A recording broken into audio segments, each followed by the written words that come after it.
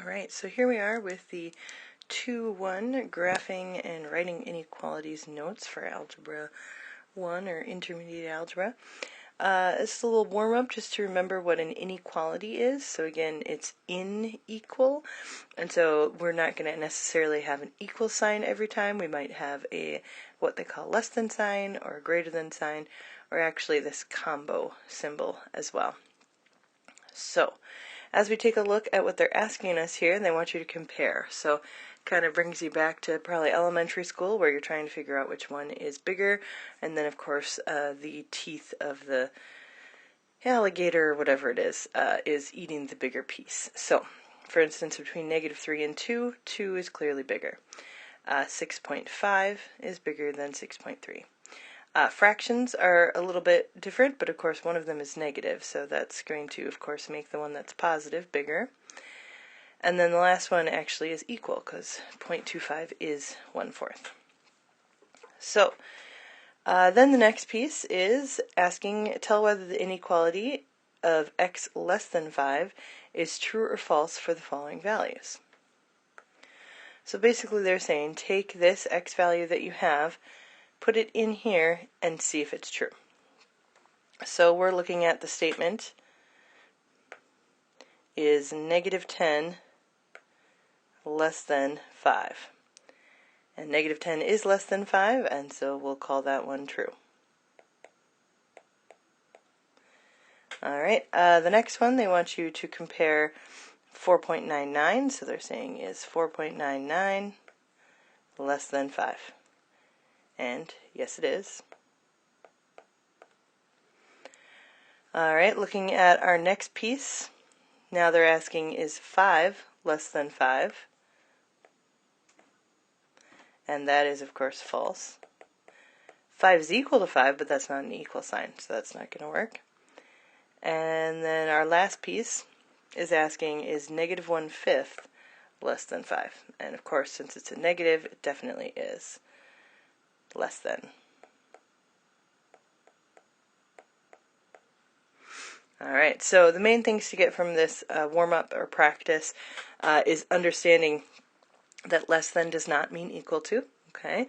And we also just want to, for future reference, realize that less than starts with an L, and if you draw an L but kind of on its side, you end up actually with the less than symbol, okay?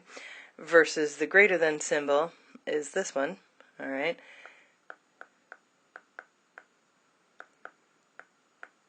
So as I'm reading this, I'm reading it, for instance, 5 less than 5, because I know that that one's the one that looks like an L, alright? Versus 6.5 greater than 6.3. Just something to get your mind wrapped around. So today's objectives are to identify the solutions of inequalities with one variable and write and graph inequalities with one variable. So we've kind of gone over this, but again, an inequality is a statement where we have two quantities just like any other equality, but they are just not equal. So they use a different symbol. So checking out each of these, this one here is not equal. Okay, so you can hopefully see that it's an equal sign, but with a line through it. All right. The quantities are compared by using each of these signs, and so again, here's the less than in the shape of an L. Here's the less than or equal to, and so you see that part of the equal sign down there. Then we have greater than, and greater than or equal to because of that equal to part. So if we were looking at the example previously and we had this equal to option, this one here, if we talked about less than or equal to, would have been true.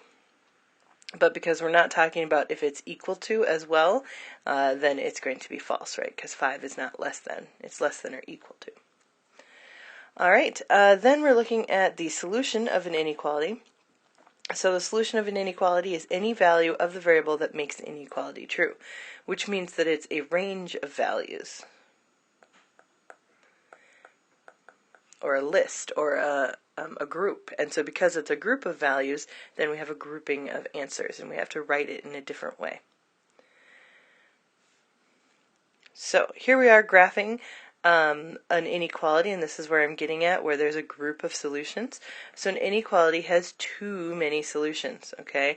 Not too TWO, but too many, okay?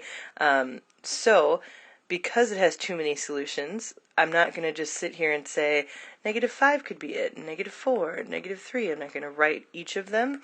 And so instead, I'm just going to say, oh, well, it starts at 6, and we're talking about all the numbers below it.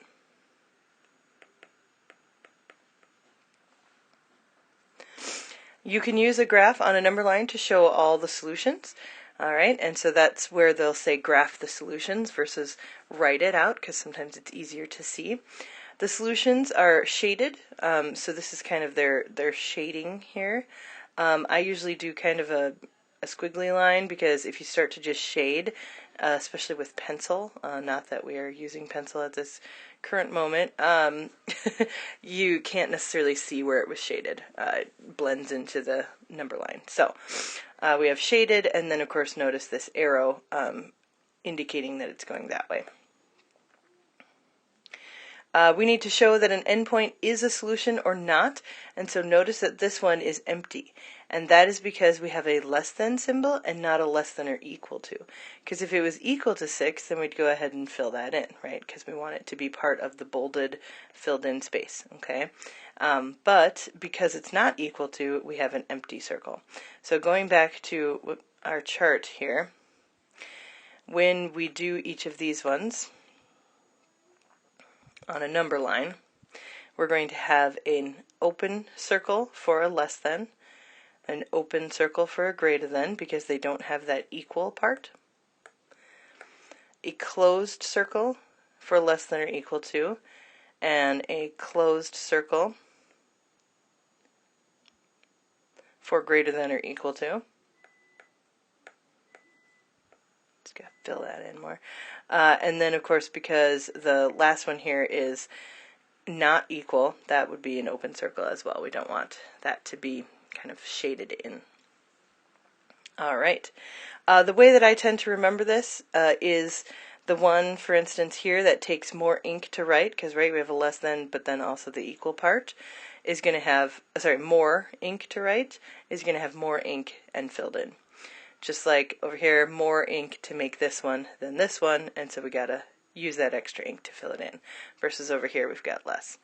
That's literally just how I do it. Okay, so just again, to show that an endpoint is a solution, we have a solid circle or a filled-in circle, and to show that a point is not a solution, we have an empty circle. All right. So here's a few examples, noticing here that there's no line underneath, so we have an empty circle. No line underneath, so we have an empty circle. This one here has a line underneath, which means there's a full circle in there, and then this one has a line underneath, so a filled-in circle. And sometimes the filled-in circle is not necessarily, it doesn't necessarily look like a circle, it just looks like the line ends, but clearly when it is not, it is very clear. In fact, a lot of times I just kind of make it big. So there's no wondering if it was open or closed. The other part that I just want to mention here is that hopefully you notice that all of these x values are on the left side, right? So if you ever write your statement so that the x values are on the left, you can use this trick of noticing the arrows potentially that the inequality symbol makes.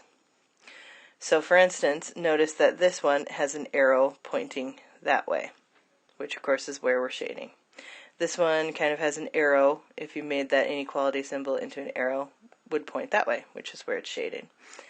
This one here, pointing that way, right? And then this one here, if I made it into an arrow, it's pointing that way. And so that's how you know, starting at, for instance, this number 5, we have an open circle, and the arrow is pointing that we shade this way. You could also just, learn how to read them, which is we want numbers less than 5. So, of course, all of these are less. Either way. So we're going to graph each inequality and see how it works. So notice here that we have our variable on the left, so that is perfectly acceptable, and so we can use that arrow method. We also note that we have 2.5 here, so we got to find 2.5. Where is that? 2.5 right here. And we need to put an open circle at 2.5. Then if we use the arrow method, notice it's saying that we want to shade this way, so I'm going to do that shading, and then we've got a little arrow at the end kind of saying, hey, it keeps going that way. I know that's ugly, but that's how I do it. I suppose we could, I mean, I have a color, so that makes sense. Alright, if there's any guess, because this one is a decimal, about what that number is, you can always just kind of write it down here saying that. Also, when you make your own, because I will not necessarily provide them, all you really need to do, because of the way that it's one number is important, is when you make your number line, just put the number that it is that you're looking for, and then one number less and one number greater. You do not need to make this giant number line and take all your time trying to make them even and all of that stuff, okay? Just find the number that you're at, for instance, in this last one here, -3, and give me a number less, which yes is -4, and a number greater, which is -2. Alright, so either way, then we have this next one here, which starts to make it look like it's harder, but really they're just saying 2 squared minus 4, and 2 squared is 4, and so 4 minus 4 is actually 0. So the new statement is that 0 is greater than or equal to w. Now, with this one, you cannot use the trick.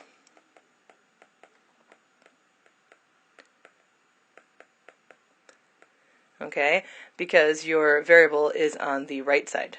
Alright, you can of course take the time to rewrite it, but what happens when you rewrite it is you have to flip the sign and then it just feels wrong. So basically at this point you can use the trick backwards, I guess. Okay, so on that note, our 0 is included. Notice the equal to part of this, so we're going to have a nice filled in circle, noting that it's full and equal to. And then if we just read this statement, 0 is bigger than the numbers that we want. So 0 is bigger than the numbers we want. So that means that we are going to have to go to the left. Again, cannot use the arrow method because notice it's pointing that way, and so you have to use the opposite of the arrow method. Anyway. Alright, and again, you could just learn how to read them versus this trick. Alright, so the last one, as we kind of already drew a number line for, has less than or equal to. And so in that case, I'm going to go to -3 and put a solid circle because of the equal to part. Or on my fancy one over here, a nice solid circle. And then if we read what it's saying numbers that we're looking for are less than -3. So numbers are less than -3. But also, again, you can see that that makes that arrow that would point in the direction that we want to solve.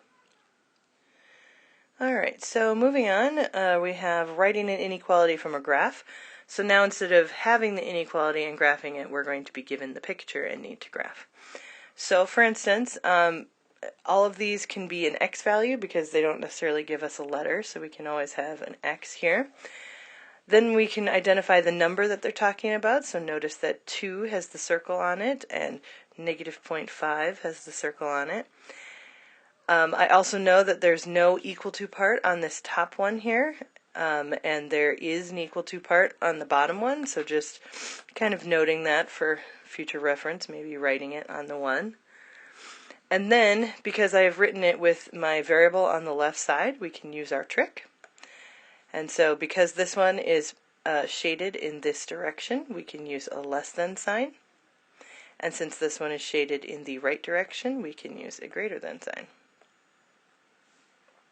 So it turns out that this image is trying to show x's less than 2, and this image is trying to show x's greater than or equal to -0.5.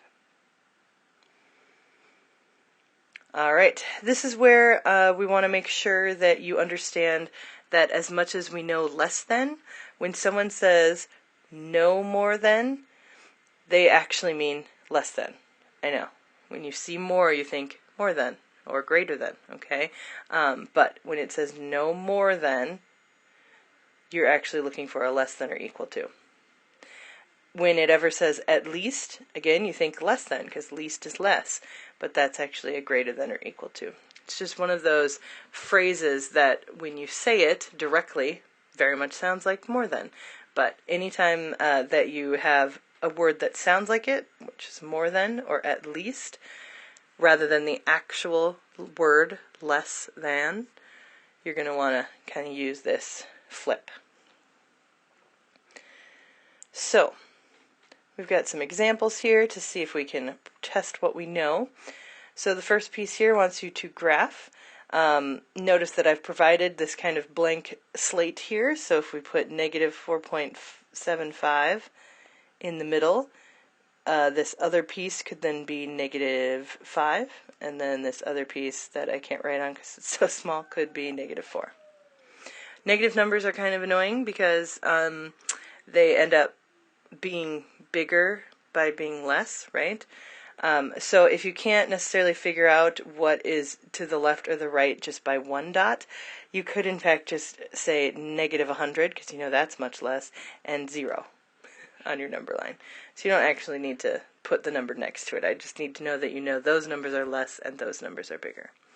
I have in the past had people that have switched the number line. The number line is always negatives and positives, okay? So negatives on the left, positives on the right. We are never actually going to flip that.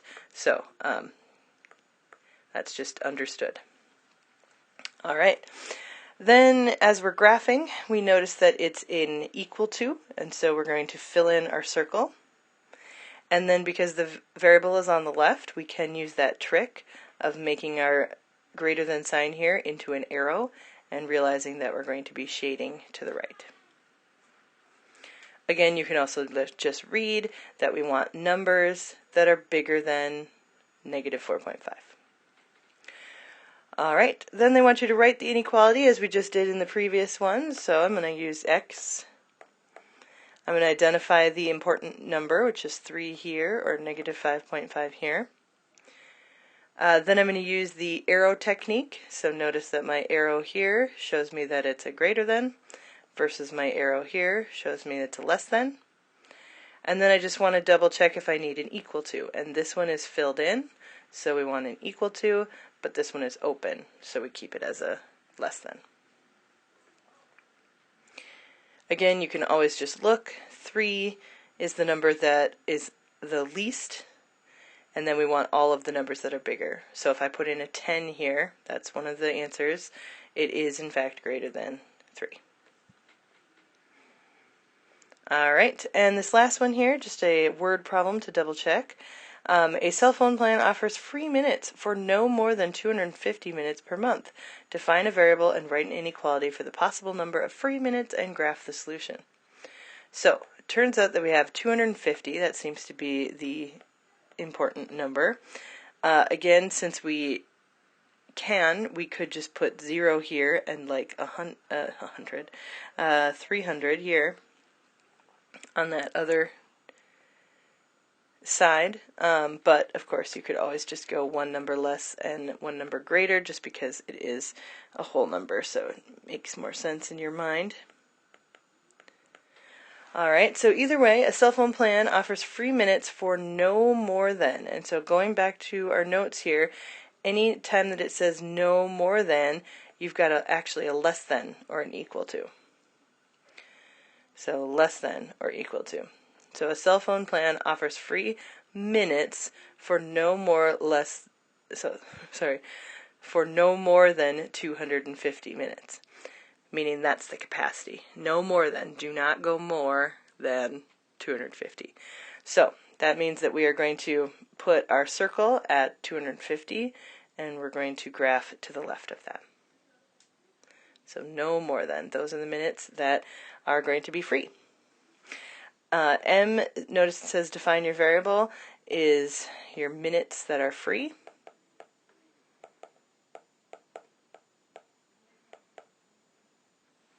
and we've got our graph. So hopefully all of that is a good intro or review of what we know a little bit already about inequalities, but also what we now can use in graphing and solving them.